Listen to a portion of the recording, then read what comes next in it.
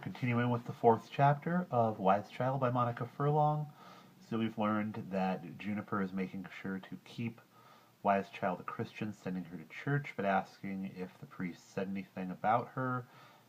He probably did kind of allude to her by talking about evil, but Wise Child decided not to tell Juniper that was what was going on.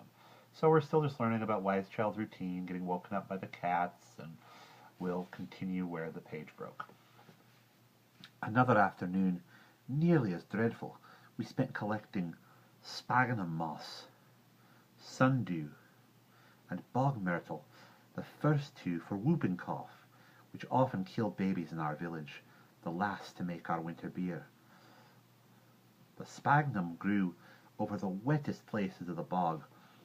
Once the water and muck came right up to over the top of my boots and soaked my stockings, and once, trying to save myself from a duckling, I plunged both hands into the mud.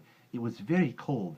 The afternoon was drawing in, and I shivered on the long walk home. In spite of my coldness and bad temper, Juniper made me measure the volume of the myrtle in a tub, take the same amount of water, boil half of it, and add honey to it, pour it over the leaves, and add the rest to the water. When it had cooled, I had to add yeast to make it froth.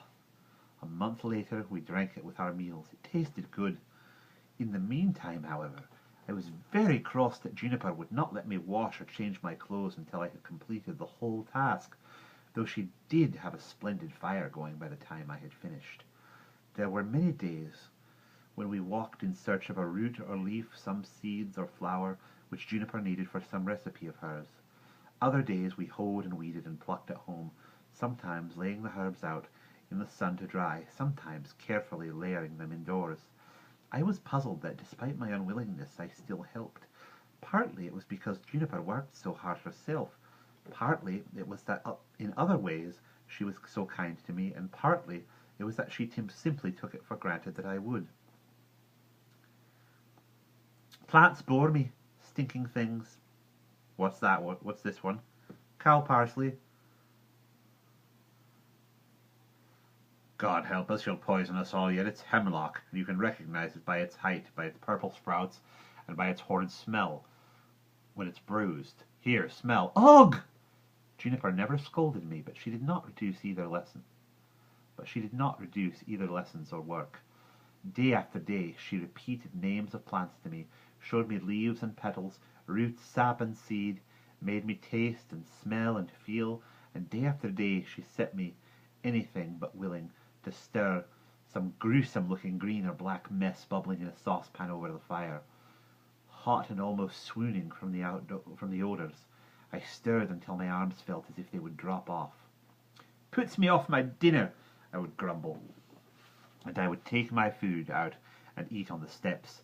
I hated all the fiddly little procedures, the stripping of leaves, the chopping, the crunching of stems. I preferred the milking and the butter and cheese making, though my arm used to ache from pumping the handle of the churn.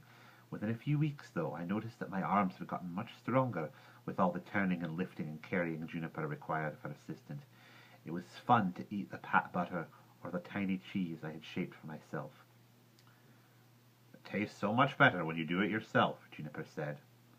When we were not busy in the dairy, we were making preserves for the winter, or mashing crab apples to make a spicy drink, or washing our clothes or ourselves. Juniper, unlike my grandmother, was terribly fussy about being clean. She washed me all over once a week out in the yard. It made me scream, the water was so cold, and then she washed my hair with a lotion of rosemary. I could hardly believe it the first time. She dried it for me and combed it out. It was black and glistening in the mirror. "You have lovely hair, Wise Child," she said, and I was really surprised. I did not know that anything about me was lovely. My mother, who was beautiful, had once wondered in my hearing how a woman like her could have a child who looked like me. I would often study again for an hour or two before supper time, and by the time I had found the eggs and laid the table and washed the dishes afterwards, I was often half asleep in my little green chair. Yet that was often the best part of the day, with Juniper spinning and singing and telling me fairy tales. She had taught me one or two songs, and sometimes made me sing them to her. Coleman came again before the week was out, bringing an eel he caught. It was too little to be good for a fish, to be good as fisherman. He was too little to be as good a fisherman as his brothers. He rarely caught proper fish, and if he had, they would have eaten it at home. But he was good at catching eels. Juniper received him with her usual courtesy, gave him a big doorstep of bread and jam to eat, and told him she hoped he would come again often, as I needed another child to play with. I soon discovered she would let me off my chores when Coleman came. "Is she still good to you?" he asked when we were alone. "Of course, though the herbs are awfully boring. No worse than school, though. Your hair looks nice. Juniper washed it for me. She says it will be lovely when it grows a bit." "You don't look so thin, either." "I know." I had noticed that my face had filled out a little and looked both pinker and browner. Have you found out anything about the cave yet?" "Not yet." There was one mystery that I was not ready to tell Coleman about. I thought it might be unlucky. Every night when we had finished milking, we left out a cheese wrapped in rushes, or a bit of butter, or some cream and eggs at the foot of the meadow stile. Occasionally we left a loaf of bread or a tiny jar with jam in it. "I didn't know fairies ate bread," I said casually as I helped Juniper lay out the nightly feast. "Well, you don't know everything," she answered politely. In the morning there was no sign of the food, though if we had left a bowl or a pitcher, it was returned washed the next day. "I'd like to see them take it," I said to Juniper. "Some feasts are better secret," she replied.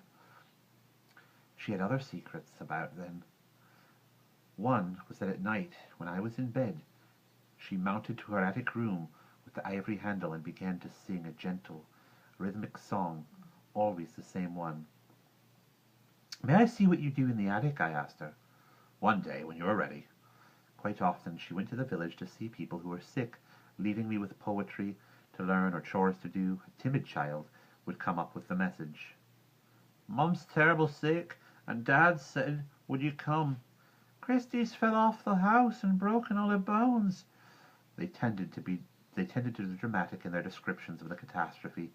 Juniper would find out as much as she could about what ailed the sick person, would collect up some of her jars and leaves and potions and tie them into Tilly's saddle, and would be gone sometimes for hours. She was tired when she returned, and I would wait upon her and eventually creep up and lean my head against her. "Eileen had the fever and was vomiting. What would you have done, Wise Child?" I would shudder and try to change the subject. I particularly hated it when she would tell me some horrible accident, a scythe across a man's leg, a hook in his eye, a baby that had eaten poison, and I would cover my ears until she stopped talking about it. "Pain and sickness don't go away because you don't like to listen," she would say. "It's horrible." "Not as horrible as your imagination." I remember one such day. I had watched Juniper and Tilly disappear toward the village among the summer grasses, until I could just see the top of Juniper's straw hat, and then I could not even see that any more. I returned to the yard feeling a little lonely, but I was cheered by the bright sunlight, the clucking of hens as they scratched around me, the shining rope of water that fell into the pails. Juniper had said that as a treat I might look at one of the big books of astronomy. She was impressed by my knowledge of the constellations, but knew that I wanted to learn more of their movements. I could only just carry the book she had indicated, with its heavy calf binding. I laid it flat on the table and went to open the clasp. The clasp was set with jewels in red and green, and was in the form of a hand with a sleeve or a cloak lying across it.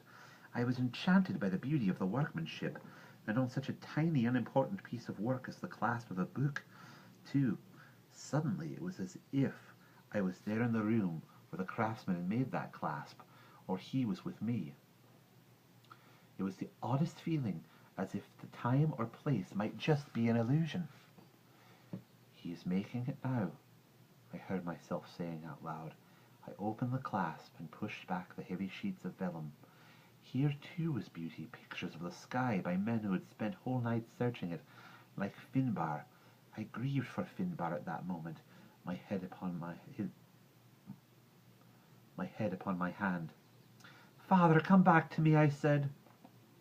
I could see his wide gaze quite clearly, the gaze of someone who had just heard an unexpected sound. Then his face faded. When I had finished my astronomy, I turned unwilling to the herb beds. I thought if you were educated you didn't have to do boring things, I said to Juniper the day before. There are people who think that, Juniper had said. Such a pity, boredom is so valuable. I could not imagine what she meant. Perhaps because the clasp and the vision of Finbar, things were different this morning. The plants, which caused me so much work and trouble, seemed vividly alive in the sunlight. The faces of the marigolds shone with a kind of innocence. I worked steadily among the rows until I got to the back of the garden. The sight of the nightshade and the other sinister plants brought the thought of witchcraft to mind. I was suddenly tempted by the little ivory handle on the attic door. I could go up the stairs and Juniper would never know I had been. Yet suppose I found some of the horrible things witches were said to use in spells, bowls of blood, knives, mutilated animals, skeletons. What should I do then? If Juniper was wicked, she didn't show it to me, and I didn't want her to show it. Toward twilight, I went for a little walk across the meadow. As I passed the stile, I remembered that I had not yet put out the fairy food as Juniper had instructed me. Juniper usually put it out before dark, directly after milking. Surely the fairies did not come till nightfall. I would remember. I walked in the gloaming along the path Juniper had trodden with her donkey, quietly admiring the great red poppies growing like fires in the grass. Suddenly I stiffened. There, coming along the path toward me, was Cormac. The horrible Cormac. He had not seen me. Clearly, I was not expecting to see anyone. Even in the half-light I could see his frighteningly swollen and mutilated face, the sores and the swellings and the appalling eyes surrounded by pus.